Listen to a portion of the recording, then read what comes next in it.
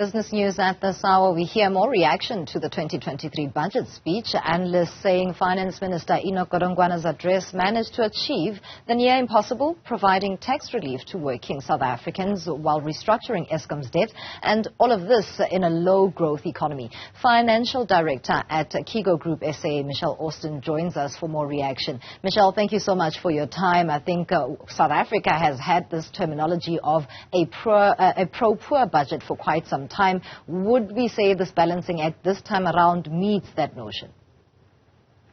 Good morning. So I think it's been a very tough time for the finance minister. I don't envy him. I think, the tough economic climate, not just in South Africa but worldwide, makes budgeting in these sorts of times very difficult. So I've got a bit of a mixed reaction to the budget. I do think the right noises have been made, but it's all about implementation ultimately. So something that I read early this morning was from SAICA, and basically their theme is that culture beats strategy. And there's a bunch of cultures that South Africans in general and the government have. So something that the finance minister did bring up, for instance, was the culture of non-payment, which is basically crippling progress. But I think that's something that we didn't really speak about was the culture of accountability.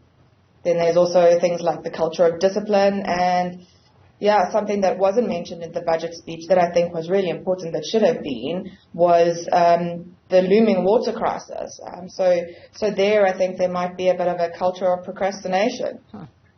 That culture of procrastination also speaks to how the state in South Africa continues to fund struggling state-owned entities, in particular Eskom. And it speaks to, again, the notion of a culture of action, really, that is not taking place when it comes to a tough stance where failure is concerned.